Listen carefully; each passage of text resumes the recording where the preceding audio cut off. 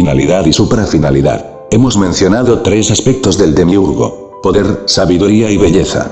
Vamos a interpretar ahora más profundamente el hecho de la plasmación arquetípica. En principio el demiurgo piensa los arquetipos universales con el aspecto sabiduría y los piensa, entonces, con vista a la integridad de un plan evolutivo. Los arquetipos nacen así con una finalidad preestablecida, aparte de sus propias finalidades entelequiales particulares, que los comprende a todos en la estructura del plan. Tal suprafinalidad es la del universo mismo, es decir, es el único motivo de la creación. Pero, en el plano material, esfera de acción de los arquetipos, los fenómenos tienen carácter entrópico, es decir, concluyen inevitablemente en el sentido del tiempo. Al final de un gran tiempo todo habrá vuelto a la nada inicial, se habrá disuelto el orden material y el final será igual al principio. Este final entrópico del universo material no puede ser la suprafinalidad que motivó su creación. Por eso muchos han intuido con acierto que el demiurgo creó el universo para su contemplación, que la manifestación de las formas arquetípicas al ritmo de la afluencia del tiempo trascendente constituye un espectáculo grandioso con el cual él se regala. Sin embargo, aunque acertado en parte, este concepto peca de ingenuidad aristotélica, pues supone al demiurgo motor inmóvil, es decir, que mueve sin moverse, y que, desde su inmovilidad o eterna quietud, obtiene placer de la contemplación de su obra. Eso es como atribuir al demiurgo la práctica de un vicio solitario, una especie de onanismo cósmico. Si aceptamos el principio hermético de que en el hombre se reflejan los aspectos del demiurgo, podremos entender a este observando las pautas de comportamiento análogas de aquel. Como se trata de entender la motivación creadora del demiurgo, habrá que observar al tipo de hombre creativo. Y en ese examen comprobamos que no existe una motivación semejante a la contemplación extática que se supone ha asumido un aspecto del demiurgo. En realidad nadie, y mucho menos el demiurgo, se detiene demasiado en la contemplación de su propia obra. El pintor, al pintar nuevos cuadros, olvida los antiguos, el poeta regala sus poemas, el escritor vende sus libros, y a veces su alma, etc. Podemos mostrar con estos ejemplos cuán fuera de lo natural, cuán insólito, sería que el pintor permaneciese siempre contemplando un único cuadro pintado por él, o que el escritor leyese siempre y solamente su propio libro. En verdad, si resulta inconcebible semejante actitud en un hombre creativo, piénsese cuánto más ha de serlo proyectada a un creador cósmico como el demiurgo. Lo que ocurre es que nadie, ni aun el demiurgo, soporta mucho tiempo la contemplación de su propia obra. Toda creación proporciona solo placer inicial y no es objeción suponer que una creación continua ha de proporcionar placer perpetuo. El inventor, aun cuando sabe que continúa perfeccionándose, pronto se desentiende de su invento y ocupa la atención en otras cosas que le brindan nuevas satisfacciones. El conocimiento anticipado de la finalidad es lo que, a la larga, quita atractivo a un proyecto extremadamente prolongado. El placer no aumenta sino que, por el contrario, disminuye a medida que el proyecto se concreta. El máximo placer se obtiene en el momento de la concepción del proyecto. Los distintos pasos de la obra y su concreción solo confirman aquel placer inicial pero no pueden aumentarlo.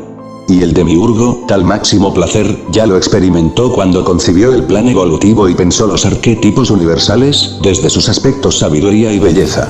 Cuando, posteriormente, el demiurgo emana las mónadas que dan realidad a los arquetipos e impulsa a éstas a desplegarse en la materia, con el aliento que procede del aspecto poder-voluntad, la suprafinalidad que motiva tal acción ha de ser otra que la experimentación de placer extático o contemplativo. El demiurgo no ha echado a rodar el mecanismo de la creación y luego se ha desentendido de él, puesto que todo ente del plano material es temporal, es decir, existe en su conciencia. Está sostenido, en tanto fenómeno, por la afluencia trascendente del aliento. Pero esta participación no significa una finalidad en sí mismo, es solo la ejecución de la suprafinalidad. Para averiguar, o al menos intuir, en qué consiste esta suprafinalidad, observemos nuevamente a los hombres creativos. Una vez concebida y ejecutada la obra, es decir, una vez obtenido el placer de la creación, ¿de qué manera la obra puede proporcionar nuevo placer?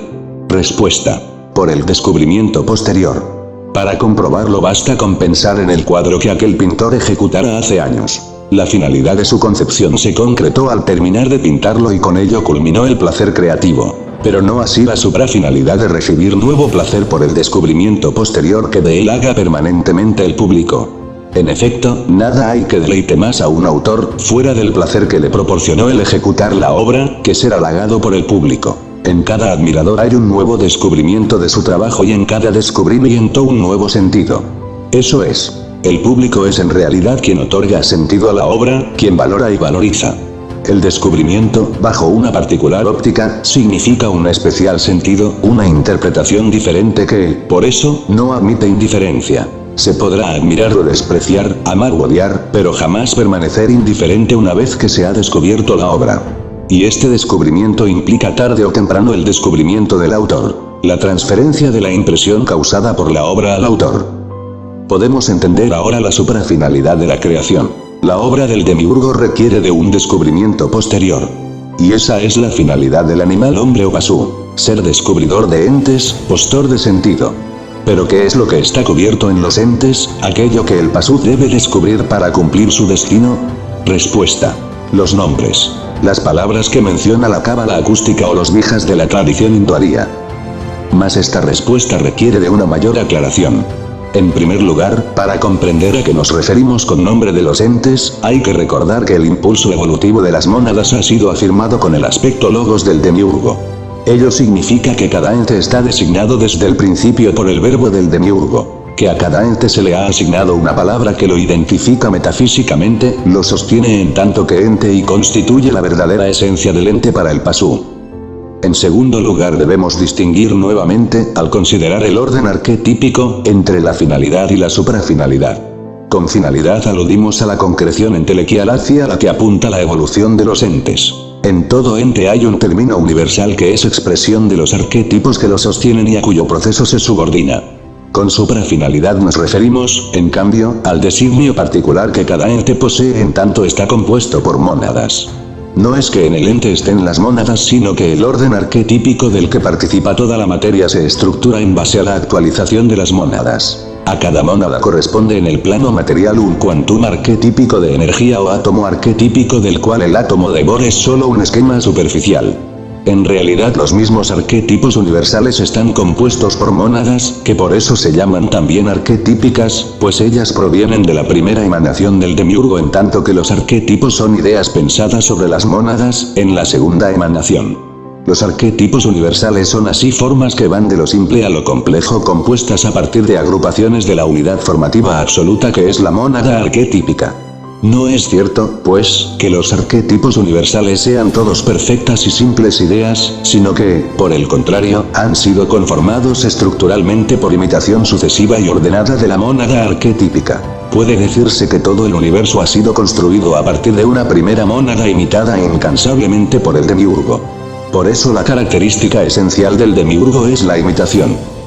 Resumiendo, tenemos las mónadas arquetípicas y, conformados por ellas, los arquetipos universales. Estos seres, desde luego, pertenecen al plano arquetípico, el cual constituye el único objeto de conocimiento, la única verdadera fuente de toda metafísica.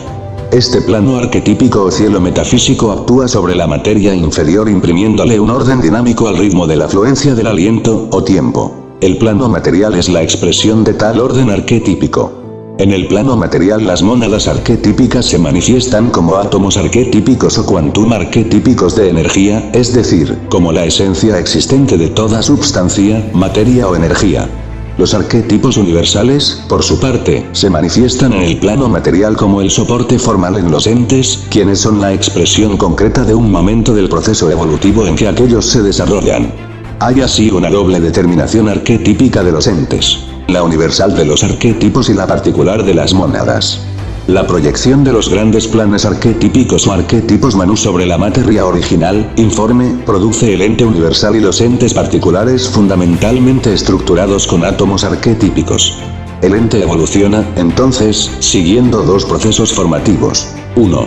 El universal, que apunta hacia la entelequia de los arquetipos. 2. Al particular, que determina al ente de acuerdo a un plan. De allí la necesidad de distinguir correctamente qué ha sido puesto en los entes, desde un principio, para conocimiento del pasú y que corresponde al ente mismo como fundamento de su existencia universal, hasta el final, esté o no el pasú en el mundo. Podemos afirmar, como respuesta a la cuestión, que al pasú le fue dado desde el principio la posibilidad de conocer los planes a partir del descubrimiento de los entes, del designio que estos expresan para él. El destino del pasú, como descubridor y admirador de la obra del demiurgo, es Conocer los entes. Desde los entes. Conocer la estructura del ente universal, del universo. Desde el ente universal. Conocer a Dios, el Uno. Por el contrario, en este siniestro plan no se prevé ningún modo de conocimiento de la esencia arquetípica de los entes. Más adelante quedará en claro por qué.